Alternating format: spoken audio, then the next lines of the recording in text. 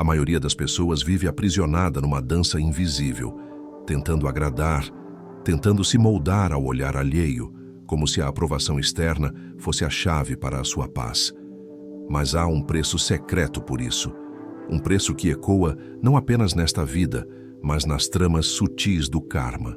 E no final desta jornada, vou revelar um fragmento de uma prática rara, conhecida apenas pelos antigos iniciados, capaz de transmutar este ciclo e libertar a sua energia vital de correntes que você nem sabia que carregava.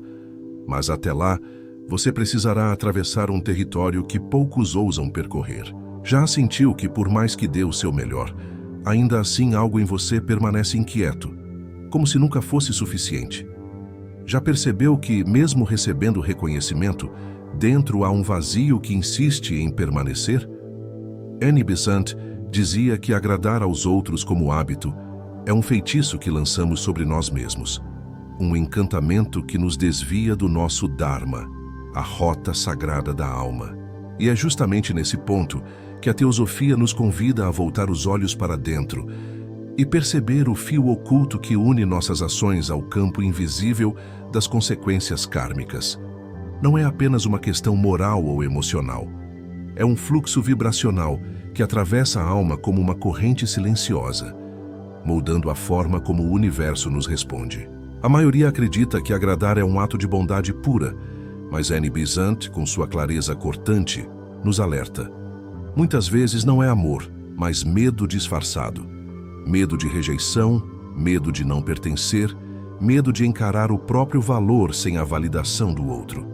E aqui está a revelação que muitos evitam. Quando vivemos para agradar, não estamos realmente dando, estamos negociando energia vital em troca de migalhas emocionais. A Cabala chama isso de troca invertida, quando a luz interior é trocada por reflexos distorcidos vindos de fora. Agora, feche os olhos por um instante e sinta. E se seu corpo já soubesse que cada vez que diz sim, quando queria dizer não, uma parte de sua energia se desconecta do seu centro? Imagine essa sensação como um fio dourado sendo arrancado delicadamente do seu núcleo e amarrado ao destino de outra pessoa. A alquimia hermética nos ensina que a verdadeira dádiva só acontece quando a oferta nasce de um transbordamento e não de um esvaziamento forçado. Quando damos sem nos violentar, estamos na vibração do ouro filosófico. Quando damos contra a nossa verdade, produzimos chumbo psíquico que se acumula e precisa ser purificado. Os Vedas falam de Atman Svatantra, a soberania do eu. É o estado em que a alma conhece a sua própria essência e, por isso, age em harmonia com o seu Dharma, sem depender da aprovação. No sufismo, há uma história sobre um discípulo que passou anos servindo a todos, até que o mestre lhe disse: "Agora, vá servir a si mesmo como serviu aos outros." O discípulo se ofendeu, pensando que isso seria egoísmo, mas o mestre explicou: "Aquele que não conhece a própria sede não pode oferecer água verdadeira a ninguém." Esta é a chave oculta. Reconhecer que agradar sem autenticidade é como oferecer água salgada a quem tem sede. E, curiosamente, a ciência começa a se aproximar disso. Estudos de neurociência social mostram que quando vivemos sob constante busca de aprovação, o cérebro ativa áreas ligadas ao estresse crônico, enfraquecendo não só a mente, mas também o corpo. A epigenética aponta que padrões emocionais repetidos, como o de autoanulação, podem literalmente marcar a expressão dos nossos genes, perpetuando um estado de baixa energia vital. É como se a ciência estivesse, sem perceber, confirmando o que Blavatsky já dizia. A alma que vive de reflexos externos perde o contato com o seu próprio sol interno. Você pode, neste momento, perceber no seu corpo o peso desse padrão. Respire profundamente e sinta como certas memórias emergem quando pensa em situações em que se anulou. Não precisa lutar contra elas, apenas observe. A teosofia nos lembra que a observação consciente é o primeiro portal da transmutação. É quando nos tornamos testemunhas do próprio enredo que podemos, de fato, reescrever o script. E, enquanto você sente, perceba como essa história não é só sua, é um arquétipo coletivo, O Egito Antigo retratava essa prisão em figuras como a de Maat, a deusa da verdade, pesando o coração contra a pena. Um coração pesado por expectativas alheias nunca poderia atravessar o portal para o outro mundo. A leveza não era a ausência de responsabilidade, mas a ausência de falsidade consigo mesmo. Agora imagine que, no silêncio, existe uma frequência, um pulso cósmico, que vibra no mesmo tom da sua essência. Quando você diz sim para a sua verdade e não para aquilo que fere o seu espírito, esse pulso se alinha e a realidade começa a responder de forma diferente. Annie Besant dizia que o karma não é punição, mas a música que você mesmo compôs e precisa dançar até o fim. Ao parar de viver na música dos outros, você começa a compor a sua própria sinfonia. Blavatsky, com seu olhar de águia, completaria: o verdadeiro discípulo não teme a solidão da alma, pois sabe que nela habita a presença real. Essa presença real é o campo no qual o seu ser se reconecta com a arquitetura do invisível, onde não há necessidade de agradar, porque tudo já é plenitude. E talvez agora você perceba que agradar não é bondade quando vem da ferida. É apenas mais um capítulo de um karma que se repete até que você desperte. Quando essa compreensão se instala, algo muda na respiração, no olhar, na postura. Você não precisa mais provar nada, porque já está conectado ao eixo central do seu ser. Mas ainda há uma camada que poucos percebem. O padrão de agradar pode ser uma herança energética transmitida como memória cósmica ao longo de gerações. As tradições antigas falam de sementes kármicas, impressões tão sutis que podem atravessar séculos até encontrar um espírito disposto a dissolvê-las. Talvez seja por isso que você esteja ouvindo isso agora. Talvez seja você o ponto de inflexão dessa linhagem. E quando você acessar o que está por trás disso, vai perceber que não se trata apenas de mudar um comportamento, mas de ativar uma nova frequência do ser, uma frequência que rompe pactos invisíveis e abre o caminho para a verdadeira liberdade da alma. Então vamos mergulhar mais fundo, atravessando as camadas que permanecem ocultas aos olhos de quem ainda vive na superfície. Imagine que, em cada ato de tentar agradar, há um eco que se propaga para muito além do momento presente. É como se um som silencioso viajasse pelos corredores do tempo, atravessando encarnações, buscando ecoar no instante exato em que você tomasse consciência dele. Annie Besant dizia que este eco é a linguagem do karma e que até que ele seja ouvido com plena atenção, ele continuará a repetir-se com precisão quase matemática. Não é castigo, mas um chamado persistente para que você retorne à sua rota original. O misticismo sufi descreve algo semelhante ao falar da Rota da Rosa, onde cada pétala representa uma escolha. As pétalas que se abrem são aquelas em que agimos alinhados à essência. As que se fecham são decisões tomadas pelo medo. Viver para agradar é como tentar abrir uma rosa à força. As pétalas podem se rasgar e a fragrância se perder. O sufismo nos lembra que a fragrância verdadeira só pode ser sentida quando a abertura acontece no tempo certo, e isso só ocorre quando a seiva flui do centro e não quando é sugada para fora por pressões externas. No Egito Antigo, os sacerdotes do templo de Luxor sabiam que um iniciado só poderia avançar se carregasse no peito a pluma da verdade, não como símbolo físico, mas como estado vibracional. Aquele que vivia para corresponder a expectativas alheias, ainda que fosse devoto e servil, não passaria pela prova, porque o peso invisível de suas concessões vibrava como chumbo no campo sutil. Para eles, agradar contra a própria verdade era considerado uma forma de mentira sagrada, a pior de todas, pois não enganava apenas os outros, mas o próprio espírito. A ciência contemporânea começa a tangenciar essas percepções antigas quando estuda o impacto das emoções reprimidas. Pesquisas em psicologia transpessoal mostram que viver para agradar mantém o corpo em um estado constante de microtensão, ativando repetidamente a resposta de luta ou fuga. Com o tempo, isso altera a química cerebral, enfraquecendo a clareza mental e até afetando a forma como percebemos nossas próprias necessidades. A epigenética acrescenta que esses estados emocionais crônicos podem se tornar heranças genéticas, transmitindo às próximas gerações não apenas predisposições físicas, mas padrões emocionais e comportamentais inteiros. Helena Blavatsky alertava que essas heranças não eram apenas biológicas, mas também astrais e mentais, impressões no registro etérico que cada ser carrega como um livro invisível. Ela dizia que enquanto não aprendemos a agir a partir do centro, nos mantemos presos a um ciclo de narrativas herdadas. Isso significa que, ao quebrar o padrão de agradar, você não está apenas libertando a si mesmo, mas reescrevendo páginas inteiras da história vibracional da sua linhagem. Agora, feche os olhos por um momento e imagine que você está no centro de um círculo luminoso. Em torno de você, centenas de fios de luz se conectam a rostos, situações e memórias. Cada vez que você age contra a sua verdade, um desses fios se estica para fora, drenando energia. Mas quando você se alinha internamente e mantém sua integridade vibracional, esses fios voltam, recolhendo fragmentos dispersos da sua própria força vital. Essa imagem não é apenas simbólica.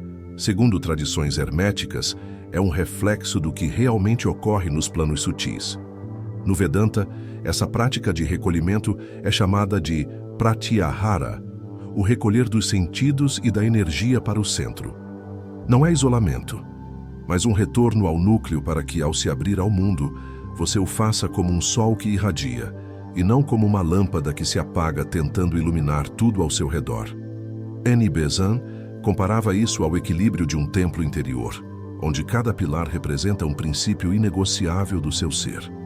Quando um pilar é cedido para agradar, o templo inteiro começa a tremer. E não importa quão belas sejam as decorações externas, a estrutura não sustenta. E se eu lhe dissesse que para muitos mestres antigos, o ato de agradar contra a própria natureza era visto como um dos mais sutis venenos espirituais? Não por ser um gesto de bondade, mas porque nesse gesto existe a semente da autonegação, e a autonegação contínua apaga lentamente a chama que conecta o ser à sua missão no mundo. No sufismo, há um provérbio que diz: o servo que se perde no serviço ao mestre, perde também o mestre. Isso nos lembra que não se trata de parar de servir, mas de servir de um lugar pleno, onde o dar não implica perder a si mesmo. O campo sutil, como diria Blavatsky, responde à autenticidade como a corda de um instrumento responde ao toque certo. Cada vez que você age em verdade, a nota vibracional emitida é pura, ressoando com outras notas de mesma frequência, criando sincronicidades e abrindo caminhos que pareciam fechados. Por outro lado, cada ato de concessão interna produz uma dissonância que o campo tenta corrigir, muitas vezes através de situações que nos forçam a olhar para dentro e questionar nossos motivos. Não é à toa que Annie Besant defendia que a maior libertação kármica começa na honestidade consigo mesmo. Ela dizia que a alma que não pode dizer não ao mundo nunca dirá sim ao seu próprio espírito. Isso é mais do que uma frase bonita, é um mapa. Significa que a chave para sair do ciclo de agradar está em aprender a escutar o chamado interno e responder a ele com coragem, mesmo quando isso implica perder a aprovação de pessoas queridas. E aqui, nesse ponto exato, muitos recuam, porque perceberam que agradar não é apenas um hábito, mas um escudo. Um escudo contra o desconforto da rejeição, contra o silêncio do isolamento, contra a sensação de estar só. Mas, paradoxalmente, é apenas atravessando esse silêncio que o som real da sua alma pode ser ouvido.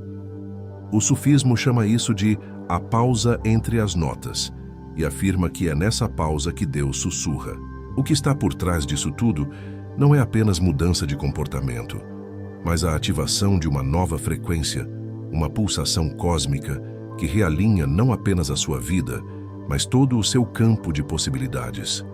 Então, avancemos para o território onde poucas vozes ousam falar, o espaço onde o ato de agradar deixa de ser apenas um comportamento psicológico e revela-se como um mecanismo de engenharia kármica, moldando não apenas esta vida, mas as vidas futuras que se entrelaçam no fio infinito da existência. Annie Besant afirmava que cada ato movido pelo medo, ainda que disfarçado de bondade, se torna uma semente plantada no solo do tempo, e que esta semente, ao germinar, não trará flores de liberdade, mas raízes que se enroscam ainda mais no tronco do apego. O que parece altruísmo, quando descolado da verdade interna, é na verdade um contrato silencioso com as forças de repetição. Helena Blavatsky via isso como um nó na teia etérica. No diagrama oculto da alma, cada decisão alinhada à essência abre linhas luminosas que levam a novos mundos de experiência. Mas cada concessão profunda, cada sim forçado, gera um nó que aprisiona a energia num circuito fechado. Este nó não é punido por nenhuma força externa. Ele simplesmente mantém a energia girando no mesmo padrão até que um dia a consciência decida cortá-lo. E cortar esse nó não é um ato de violência, mas de precisão vibracional. É o momento em que o ser recorda que veio para viver a sua música e não ecoar melodias impostas. Nos templos egípcios, os mestres da Casa da Vida diziam que cada vez que você vive para agradar, perde um fragmento do seu Ren, o nome sagrado que vibra nos planos invisíveis. Esse nome não é apenas um som, mas um código energético que define o seu lugar no universo. Quando o Ren se enfraquece por concessões constantes, a alma torna-se vulnerável a energias que não pertencem à sua missão. É por isso que, nos rituais de passagem, o iniciado precisava recitar seu nome verdadeiro com firmeza, diante do silêncio absoluto, provando que ainda se reconhecia. A tradição védica ensina que a mente que vive para satisfazer os outros é como um rio que abandona o seu leito para tentar regar todos os campos ao redor. Ao fazê-lo, enfraquece seu próprio fluxo, até que se torne apenas um fio d'água perdido na terra. O Vedanta afirma que a essência do Dharma é manter-se no curso original, não por rigidez, mas por fidelidade ao chamado interno. Quando o rio segue seu caminho natural, ele não apenas se mantém vivo, mas também nutre de forma autêntica tudo o que encontra. A ciência, no seu próprio ritmo, começa a confirmar essas verdades ancestrais.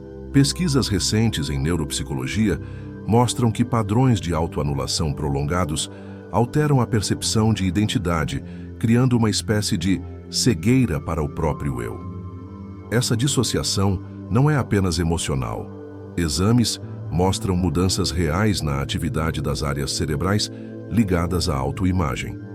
A física de sistemas complexos nos ajuda a entender isso como um campo que, quando distorcido, cria padrões repetitivos até receber uma nova entrada de energia coerente. É como se o universo estivesse esperando que você tocasse a nota certa para que toda a harmonia se reajustasse. No sufismo, há a imagem do viajante que carrega um jarro de água pelas dunas, oferecendo a todos que encontra. Porém, o jarro tem uma pequena fissura e a cada passo a água escorre sem que ele perceba. Quando finalmente chega ao destino, não tem mais nada para oferecer, nem para si, nem para o outro. O mestre então lhe diz: a maior caridade é primeiro consertar o jarro, para que a água possa chegar intacta. Assim também é com a alma. Agradar sem reparar as fissuras internas é doar aquilo que já chega ao outro sem vitalidade. Annie Besant via a libertação deste padrão como uma iniciação silenciosa. Ela dizia que havia um momento em que o discípulo deveria sentar-se sozinho no silêncio e ouvir o próprio coração até reconhecer qual era a nota pura, aquela que não se distorce diante de nenhum olhar, aplauso ou crítica. Esse reconhecimento não era teórico, mas visceral. Uma vez encontrado esse som interno, o discípulo deveria guardá-lo como um fogo secreto, protegendo-o de qualquer vento que tentasse apagá-lo. Blavatsky acrescentava que, quando essa nota é tocada, o campo sutil se reorganiza. As sincronicidades se tornam mais frequentes e as situações que antes drenavam energia começam a se desfazer, como névoa que se dissipa ao nascer do sol. Mas há um paradoxo aqui. O mundo externo, acostumado ao seu padrão de agradar, resistirá. Algumas pessoas tentarão puxá-lo de volta ao antigo papel, não por maldade, mas porque a mudança na sua vibração as obriga a confrontar a própria desarmonia. É nesse ponto que o verdadeiro trabalho começa, pois manter-se firme sem endurecer o coração é a arte do alquimista da consciência. No simbolismo hermético, agradar contra a própria verdade é representado pelo chumbo, pesado, opaco, limitado. Transmutar esse padrão é transformar chumbo em ouro, e isso exige calor interno, o fogo sutil que só nasce do autoconhecimento. Esse fogo não é raiva nem rebeldia, é clareza. É a lembrança de que você é guardião de um templo e que não é qualquer visitante que pode entrar e acender velas à sua maneira. E talvez, ao ouvir estas palavras, você perceba algo se movendo dentro de si. Não uma decisão brusca, mas uma semente de percepção. Essa semente, se cuidada, cresce e começa a alterar o campo ao redor. Você pode notar que começa a dizer não de forma natural, sem culpa, que a busca por aprovação perde força, que a sua energia se torna mais coesa, mais densa de significado. Isso não é apenas mudança psicológica, é uma alteração vibracional que toca as fibras mais sutis do seu ser. Mas ainda há um nível mais profundo, aquele que as escolas de mistério sempre protegeram. Um nível onde o ato de agradar é visto como um rito invertido, uma oferenda feita ao altar errado, e onde a reversão desse rito abre um portal que não pode ser fechado. Quando este portal se abre, o fluxo da vida deixa de ser reativo e se torna criador. É aí que o karma começa a se dissolver como gelo exposto ao sol. Então vamos atravessar esse último limiar, onde o ato de agradar revela-se não apenas como um comportamento condicionado, mas como um rito energético invertido que, quando consciente, pode ser revertido e transformado em um portal de poder interior. Annie Besant, com a precisão de quem caminhou pelos corredores invisíveis da alma, dizia que a verdadeira magia começa quando o discípulo se lembra de que já é inteiro. Essa lembrança não é uma afirmação mental, mas uma vibração que reorganiza o campo sutil. Ao parar de oferecer a sua energia em troca de aceitação, você reverte o fluxo, em vez de buscar luz, começa a irradiar luz. E este simples deslocamento no eixo é o que as escolas de mistério chamavam de rota de retorno, o caminho que reconecta o ser ao seu centro solar. Helena Blavatsky explicava que esse retorno não é feito de passos físicos, mas de mudanças na tessitura interna da consciência. Ela descrevia que a aura de alguém que vive para agradar possui zonas de enfraquecimento, como frestas por onde a energia se dispersa. Quando o ser começa a dizer não às demandas que não ressoam com sua verdade, essas frestas começam a se fechar e a aura torna-se mais coesa, mais luminosa. Isso não é apenas simbólico. Tradições orientais como o Vedanta e o Taoísmo descrevem esse fortalecimento como o retorno do Ki ou Prana ao seu reservatório central, permitindo que ele seja usado de forma criativa e não apenas para a manutenção de um estado de sobrevivência emocional. Nos textos Sufi, há a história de um derviche que, ao ser questionado sobre sua aparente frieza em recusar pedidos, respondeu: "Eu não recuso a pessoa, recuso o pacto invisível que roubaria de mim aquilo que ela não precisa e não compreenderia."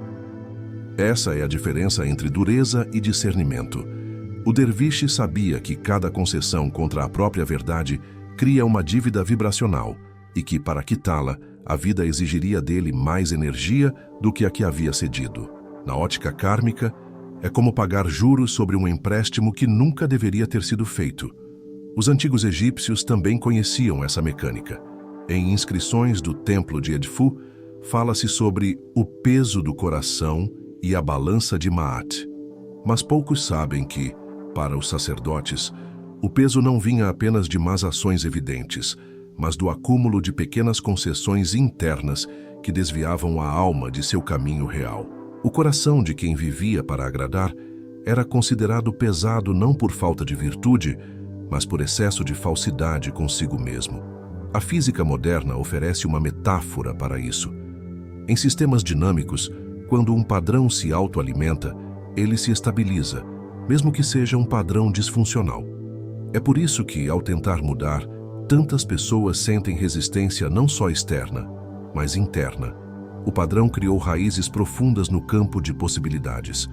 Romper esse ciclo exige um choque de coerência, um momento em que a energia alinhada à verdade é tão intensa que reorganiza as conexões internas. Esse choque nas tradições místicas é visto como uma faísca divina, o instante em que o discípulo vê a verdade e não consegue mais viver como antes. Blavatsky descrevia esse instante como uma inversão magnética. A polaridade de atração se volta para dentro e a alma deixa de ser puxada pelas correntes do mundo. É nesse momento que começa a verdadeira magia branca. Não a magia de manipular forças externas, mas de alinhar-se ao próprio campo criador. Essa magia não cria para agradar, mas para expressar. Ela não serve para conquistar aprovação, mas para manifestar coerência. O hermetismo ensina que tudo o que é criado a partir do centro é eterno na essência, mesmo que seja transitório na forma. E aqui está um ponto que Annie Besant enfatizava. Quando você vive para agradar, suas criações são frágeis, pois nascem fora do centro e dependem do olhar externo para existir.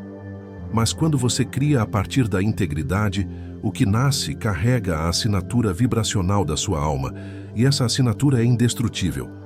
No sufismo, isso é chamado de perfume invisível, um estado em que, mesmo em silêncio, sua presença emana algo que outros sentem, mas não sabem nomear. Esse perfume não pode ser cultivado enquanto se vive para agradar, pois agradar é um perfume artificial, feito para corresponder ao gosto do outro, enquanto o perfume invisível é o aroma natural da essência. Imagine agora, mesmo que por um instante, que todas as cordas invisíveis que ligam sua energia à expectativa alheia se dissolvem. Sinta como seu campo se expande, como a respiração se aprofunda, como um espaço silencioso se abre no seu peito. Esse é o espaço onde o karma começa a se dissolver, não pela força, mas pela ausência de combustível. Quando não há mais concessão contra a própria verdade, o ciclo perde alimento e se desfaz. Annie Besant dizia que esse é o momento em que o discípulo deixa de ser um espelho e se torna uma chama.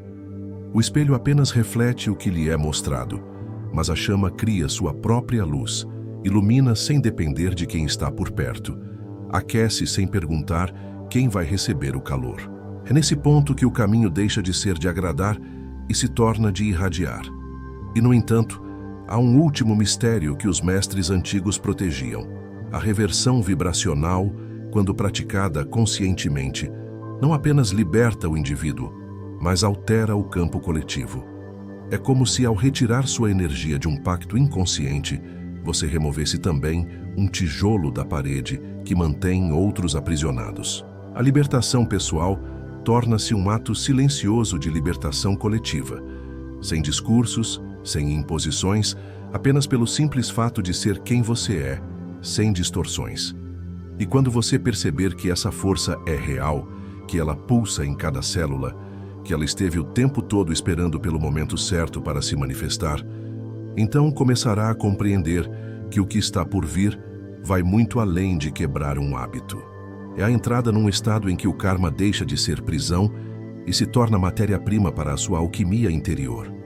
E é aqui que começamos a tocar a respiração mais íntima desse mistério, quando o karma deixa de ser visto como um peso inevitável e se revela como uma argila maleável nas mãos do artesão consciente. Annie Besant comparava esse momento a acordar de um sonho onde você sempre acreditou ser um personagem secundário e, de repente, perceber que é o próprio autor da história.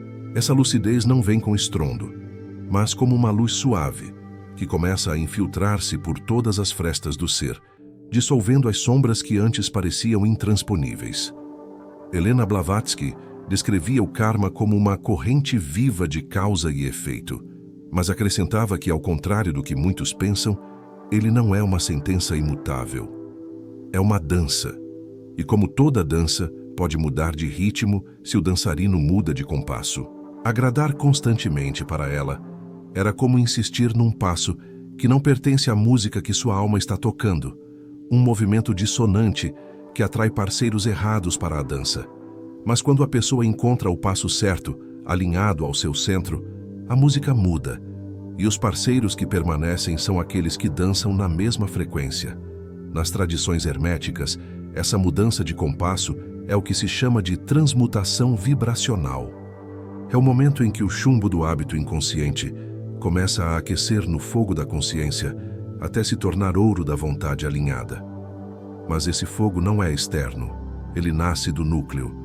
É como se a própria presença se tornasse um forno alquímico, onde padrões antigos são incinerados e convertidos em energia disponível para criar novas realidades. No sufismo, o paralelo está no conceito de fana, o aniquilamento do falso eu, e baka, a subsistência no eu real. Quando você deixa de viver para agradar, o falso eu, moldado pelo desejo de aprovação, começa a se desfazer. E o que permanece é um estado de presença pura, que não se molda para caber, mas expande para incluir. É nesse estado que o ato de dar volta a ser sagrado, porque não é mais movido pelo medo de perder algo, mas pela certeza de que nada essencial pode ser perdido. Os egípcios antigos tinham um ritual pouco comentado, conhecido como abertura da boca. Ele não servia apenas para dar voz à estátua de um deus, mas também simbolizava devolver à alma a capacidade de falar sua verdade. O iniciado que passava por esse rito não apenas ganhava o direito de expressar-se, mas também a obrigação sagrada de nunca distorcer sua voz para agradar. Essa era a prova de maturidade espiritual, não permitir que o som interno fosse abafado pelo coro externo. A ciência moderna, com suas lentes diferentes, está apenas começando a perceber as implicações disso. Neurocientistas observam que, quando a pessoa começa a se posicionar de forma autêntica, áreas do cérebro relacionadas à motivação intrínseca e ao senso de identidade mostram maior atividade. Psicólogos transpessoais relatam que, nesses momentos, muitos pacientes descrevem uma sensação de expansão, como se ocupassem mais espaço dentro do próprio corpo. É como se o sistema nervoso inteiro respirasse aliviado, por finalmente não precisar mais sustentar uma máscara. Blavatsky e Besant concordavam que o ponto de inflexão real acontece quando o discípulo percebe que a libertação do padrão de agradar não é um ato único, mas um estado que se renova a cada escolha. A cada pedido que chega, a cada expectativa que se apresenta, a cada olhar que sugere como você deveria ser, o portal se abre novamente, e atravessá-lo requer presença. Não é resistir por orgulho, nem ceder por medo. É ouvir a nota pura e agir a partir dela. O hermetismo ensina que cada decisão é um selo colocado no livro da alma. Selo que vibra eternamente no registro akáshico, atraindo experiências compatíveis com a sua natureza. Quando você diz sim ao que não ressoa, está colocando um selo que chama mais da mesma distorção. Mas quando diz sim apenas ao que ecoa no seu centro, está imprimindo no livro a geometria da sua verdade. E é essa geometria que constrói o seu futuro. No sufismo, isso é visto como o cultivo do coração polido, que reflete apenas a luz verdadeira, sem manchas de falsidade. No Vedanta, é o retorno ao Satya, a verdade eterna que existe antes de qualquer máscara. No Egito, é o momento em que o coração finalmente pesa menos que a pena de Maat e pode atravessar o portão para reinos mais sutis. E talvez agora você perceba que não se trata apenas de parar de agradar. Trata-se de reverter um feitiço antigo, um pacto silencioso feito com as forças da repetição. Trata-se de recuperar a chama que ilumina por dentro, a voz que não treme diante do silêncio, o perfume invisível que só exala quando a alma está em paz consigo mesma. E quando isso começa a acontecer, algo no tecido da sua realidade muda. As relações que permanecem se tornam mais profundas. As que se desfazem abrem espaço para novas. O tempo parece fluir de forma diferente, como se a vida parasse de empurrá-lo e começasse a caminhar ao seu lado. E nesse caminhar, há um ponto em que você percebe que a energia que antes se esvaía em concessões, agora está disponível para criar, para amar de verdade, para manifestar aquilo que sempre esteve esperando por um sopro da sua coragem.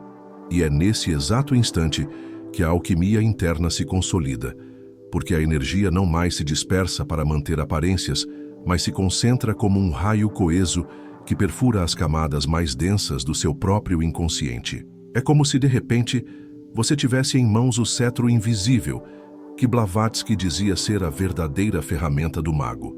A vontade purificada. Não a vontade contaminada pelo desejo de ser aceito, mas a vontade destilada no cadinho do silêncio, que conhece a sua direção sem precisar da bússola da aprovação externa. Annie Besant chamava isso de liberdade magnética, um estado em que o ser não corre mais atrás, mas passa a atrair naturalmente o que está alinhado à sua essência. E o curioso é que essa atração não se manifesta apenas no nível físico. Ela se dá no plano mental, emocional e até espiritual. Pessoas, oportunidades e sincronicidades começam a orbitar sua vida, não porque você pediu, mas porque a vibração que você emana agora é congruente, sólida, íntegra. E isso é raro no mundo. No hermetismo, esse fenômeno é explicado como a formação de um campo selado, um espaço energético no qual as forças externas não conseguem penetrar para distorcer seu centro. É o mesmo que os mestres egípcios chamavam de câmara do coração, onde apenas o som da sua verdadeira nota pode ressoar. E quando essa nota ressoa, ela atua como uma senha vibratória que abre portais de compreensão que antes estavam invisíveis. O sufismo traz uma imagem poética para esse processo. O viajante que, após cruzar o deserto das ilusões, encontra um poço de água pura e percebe que a sede que sentia não era apenas física, mas a sede de si mesmo. Ao beber dessa água, ele entende que não há mais retorno ao oásis falso onde vivia, porque agora seu paladar conhece o sabor da autenticidade. Na perspectiva védica, isso é o que acontece quando o Ahamkara, o falso eu, construtor das máscaras, começa a dissolver-se, revelando o Atman, o núcleo indivisível da consciência. É nesse ponto que a vida deixa de ser uma sequência de reações e se torna uma expressão criativa da sua natureza eterna. Não se trata mais de responder ao mundo, mas de manifestar o mundo a partir do que você é.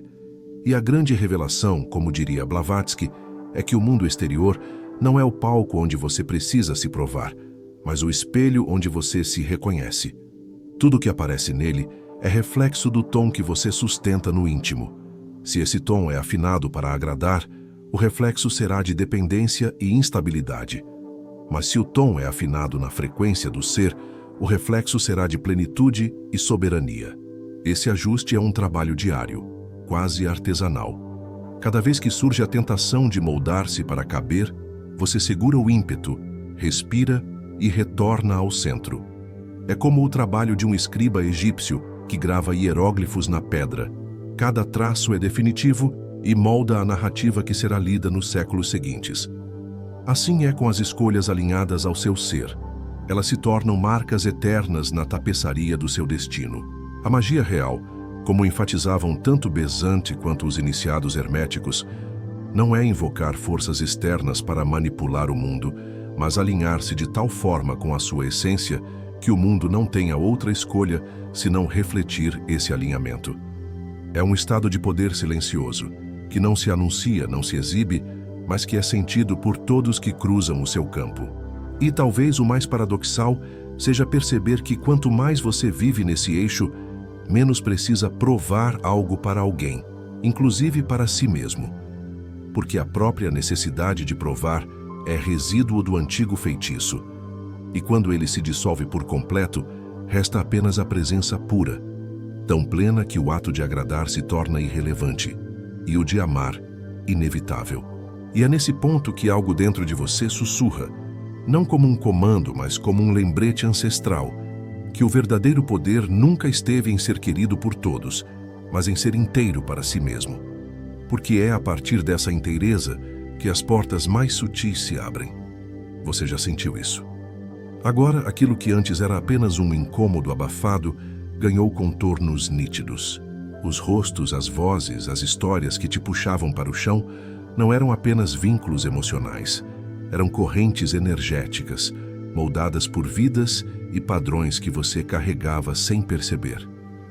Annie Besant diria que, neste momento, a névoa se rompeu. E quando a névoa se rompe, não há como voltar a dormir. É por isso que, já já, eu vou te entregar o presente. A técnica específica que vai cortar esse fio kármico na raiz e libertar a sua energia de uma vez por todas. Mas antes, feche este momento comigo. Se você chegou até aqui, escreva nos comentários: "Eu rompo o karma agora". Não é uma frase qualquer, é um selo vibratório que ancora o compromisso no plano sutil. As palavras têm peso, e essa é a sua assinatura espiritual diante de si mesmo. E lembre-se, não é sobre seguir um canal, é sobre entrar em um campo que se fortalece cada vez que você se conecta, porque é no entrelaçar das consciências despertas que a força se multiplica. Então, se sentir que o que está acontecendo aqui ressoa com sua jornada, ative essa conexão. Gratidão por sustentar sua presença até aqui, porque isso diz muito sobre a força que você já carrega.